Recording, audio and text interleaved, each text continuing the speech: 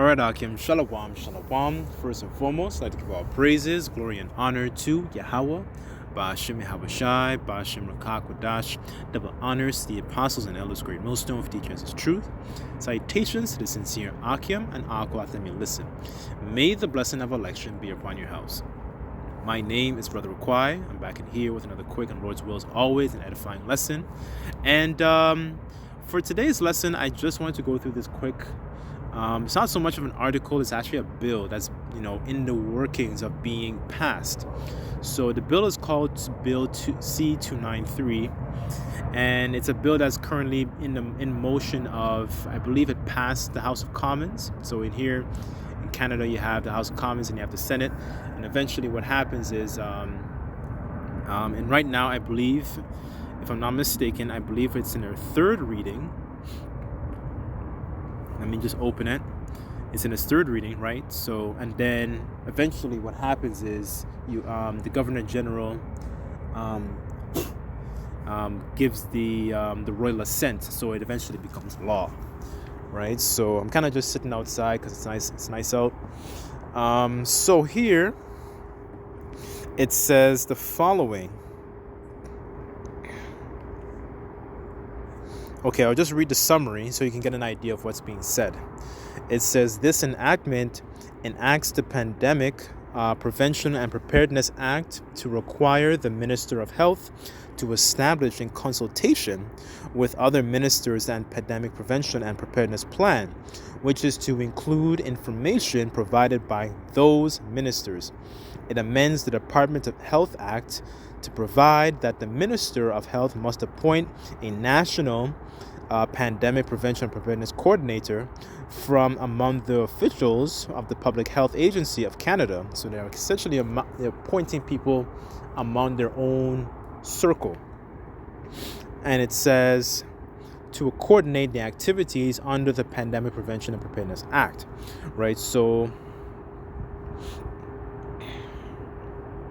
okay, so here it says, whereas Pandemic is committed to making efforts to prevent the risk and prepare for future pandemics. How do they know this? How do they know that more outbreaks are going to come upon the society, after today? How do they know this information?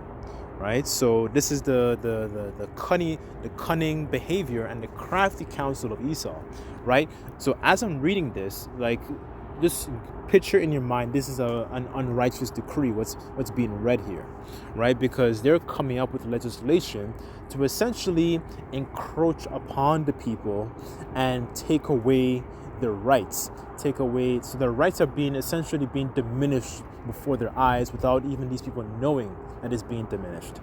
So it says here, that's why the scriptures talk about unrighteous decrees.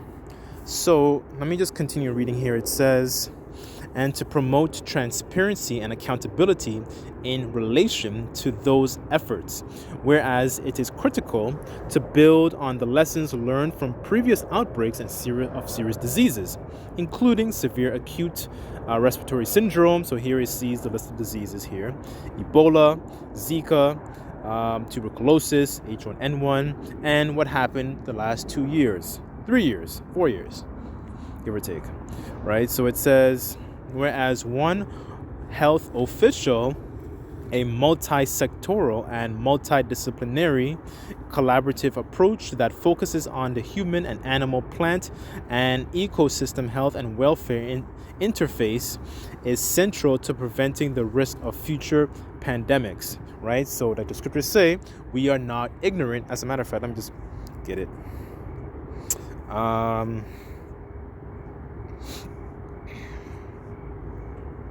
2 Corinthians 2 verse 11, and it says this: lest Satan should get an advantage of us, for we are not ignorant of his devices. So this is one of the devices that Esau uses to essentially come upon and prey upon you Israelites, right? However, a lot of our people are not going to take heed to this, and they're essentially going to walk on, like it says in let me just get it.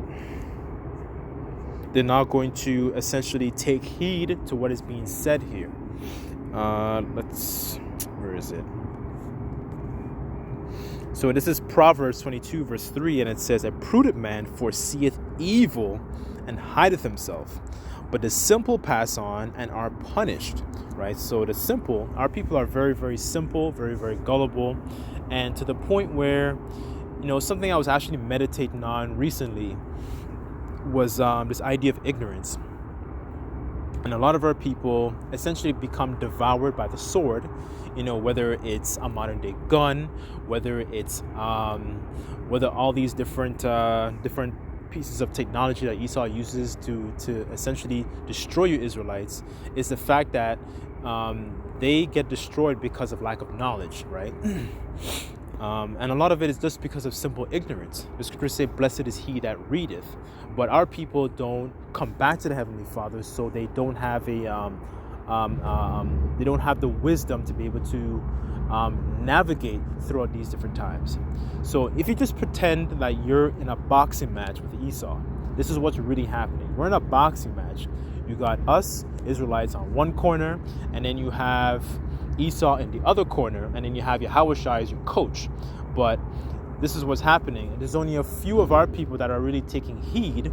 So Yahushua is kind of giving the hopeful elect in these times a way to kind of like maneuver and dodge. He's teaching us to essentially kind of be able to crouch, duck, okay, don't hit, right? All these different boxing moves in the spirit I'm talking about.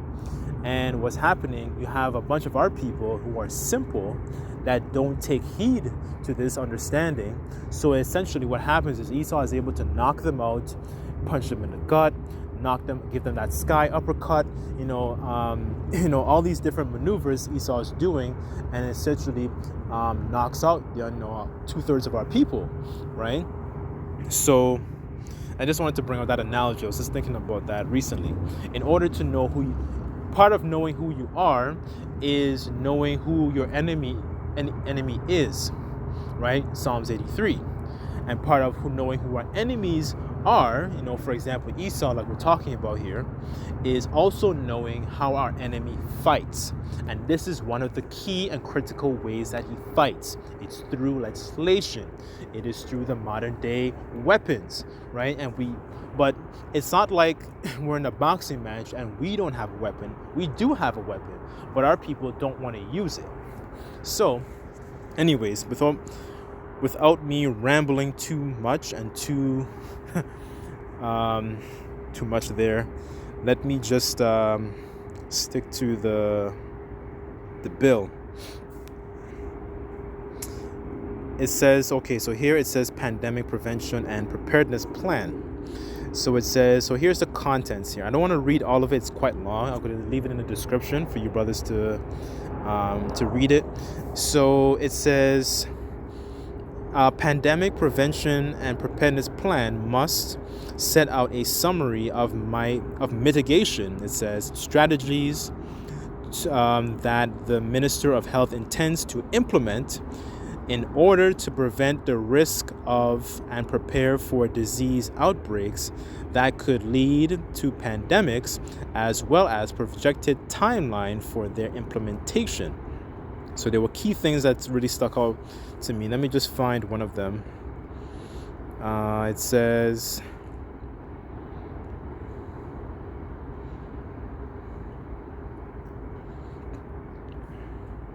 okay, this is where it says section G here. So it says provide for the establishment and interlinking of surveillance systems for infectious diseases in Canada for infectious diseases of concern outside Canada.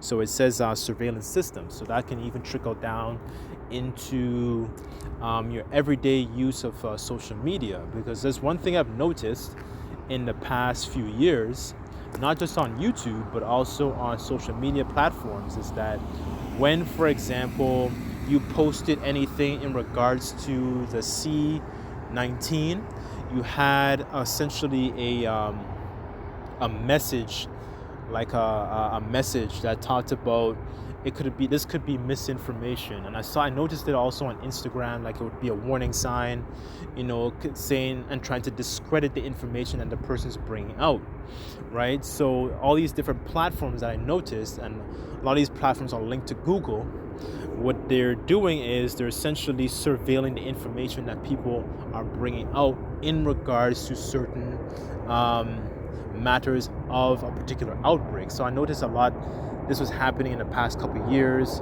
and I noticed it so that's why I think one of the reasons they were trying to ban TikTok, because TikTok essentially was giving out so much information in regards to the C-19, talking a lot more about natural ways to combat this. But what they want is for you to subscribe to their agenda rather than essentially relying on the Lord, right? Because the Lord, like it says in Sirach 38, he created the medicines out of the earth, and he that is wise will not abhor them.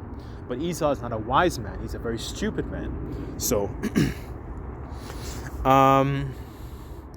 let's continue. It says, where was I? G. Okay, so here it says the protection of vulnerable and marginalized populations. So we know who the marginalized is or are, it's your so-called blacks, Hispanics, and Native Americans. It says working conditions of essential workers across all sectors. It says, there was another one that really stuck out, I thought was very interesting. Okay, I'll just read a couple of them. It says, the surge capacity of human resources required for the testing and contact tracing of persons exposed to the infectious diseases and communications of risk to the public. It says,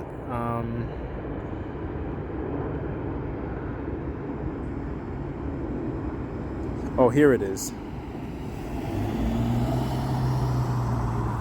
Okay, so this is L subsection 3. So I'm just going to zoom in just a little bit so you can see.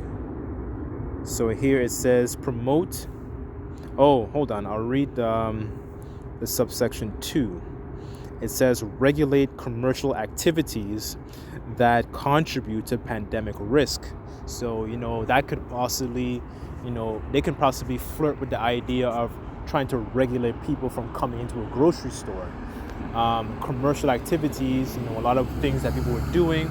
So this gives Esau essentially the justification to be able to lock down and implement certain measures, to protect the people, to stop the spread, stop the, we need to mask up, we need to do this, we need to do that in order to, stop the quote unquote spread, right? Okay, so subsection 3, it says promote commercial activities to help reduce the pandemic risk, including the production of alternative proteins, right? So, Esau is very clever with his words. Like it says, as a matter of fact, let me just get it. This is in Psalms. So he's very, very crafty with his words. It says Psalms 55, verse 22. It says, I'll read that one as well. Actually, that's a good one. It says, but the words of his mouth were smoother than butter, but war was in his heart.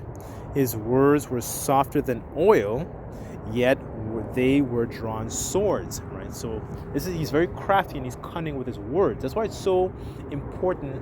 Like the apostles and the elders always bring this out about looking up words. What does this mean?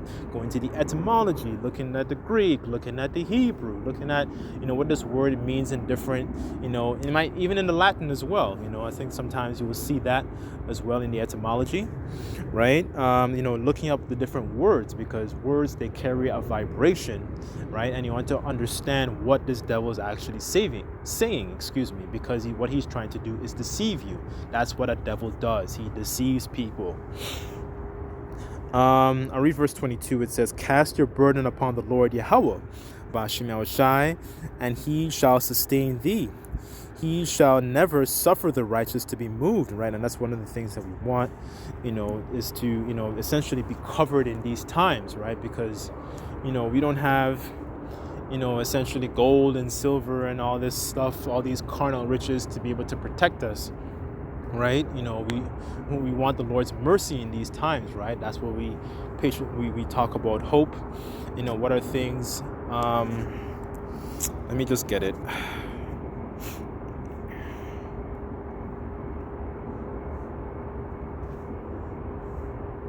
Romans 8 verse 24, and it says, "For we are saved by hope, but hope that is seen is not hope. For what a man seeth, why doth he yet hope for? But if we hope for that we see not, then we with patience wait for it," right? So, we wait for these things, the Lord to essentially intervene. We hope for those miracles that we read about, the different situations that our forefathers were in, and He took them out and He protected them in different situations. Like, these are the things we hope for mercy, and most key and most importantly, because we don't have anything. We're worms, right? We're in the midst of wolves trying to devour us. We're sheep, right? Not in the simple sense, right? Because we have this understanding, but I'm saying sheep in terms of, we have a bunch of wolves that are trying to devour us, and this is one of the crafty ways, the crafty counsel, one of the unrighteous decrees that Esau is doing to essentially devour us as a people. So yeah, it said animal protein. So what does that kind of begs the question? What does that actually mean? Does that mean they're going to manufacture fake foods and feed it to you, right? So what does that mean? It's going to control a lot of the foods that is being brought into grocery stores, even to the high level, and doing it in the name of stopping the spread, so to speak, right?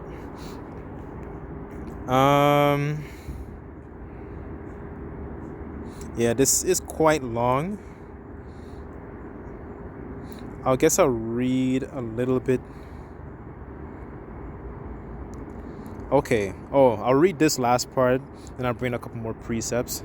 So it says, this is section O. It says, set out in consultation with relevant ministers a summary of key cooperative measures or agreements on disease, on outbreak prevention and preparedness between the government of Canada and foreign governments and key international organizations, including the World Health Organization, the UN, Environment Program, the World Organization of Animal Health and Food and Agriculture Organization of the United Nations, set out in consultation with the Minister of Transport, the Minister of Public Safety, the Emergency Preparedness, and other relevant ministers, the routes which and rates at which pathogens could lead to pandemics could enter Canada, and a summary of border-related measures that would be implemented to reduce any risk. So any measures that Esau is going to think of to essentially take away your so-called rights that you have and the rights that you have in the society as a citizen of that particular society, in the name, and this is going to be just done under the guise of, and in the name of taking away your rights, if that came out correctly. Right, he's going to do this in the name of Salakia, in the name of taking away in the name of stopping the spread, right? So that's his objective, that's his goal. Let's go back to Psalms.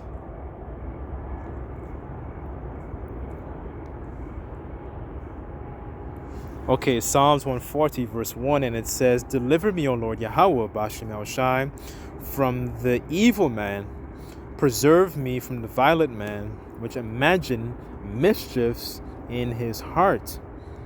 It says, "Continually are they gathered together for war. They have sharpened their tongues like a serpent, adder's poison under their lips. Keep me, O Lord Yahweh, Bashim El-Shai, from the hands of the wicked. Preserve me from the violent man, who have proposed to overthrow my goings.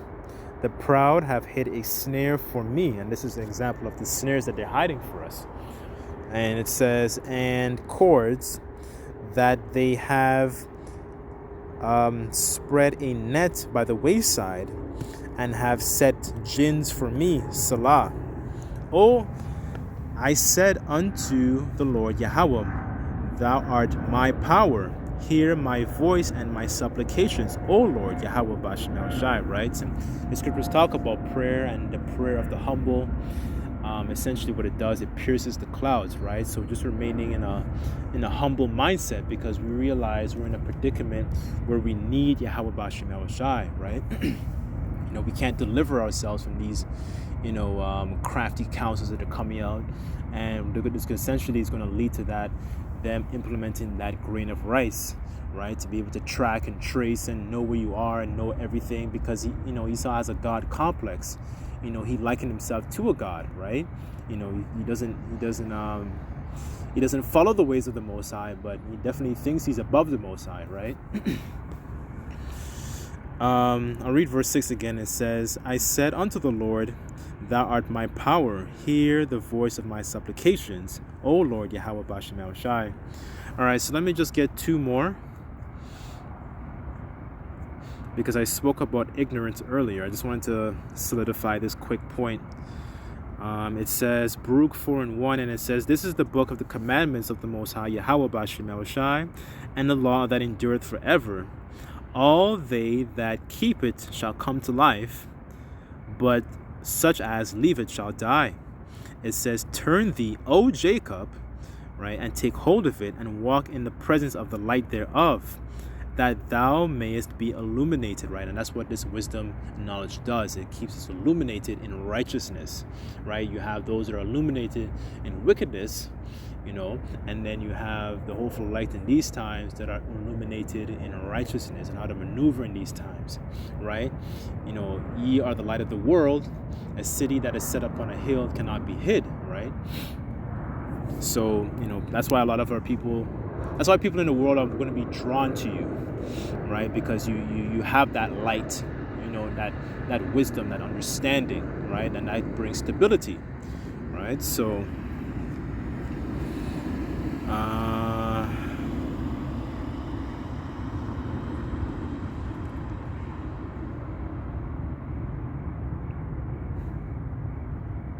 this is Tobit chapter 12 verse 8.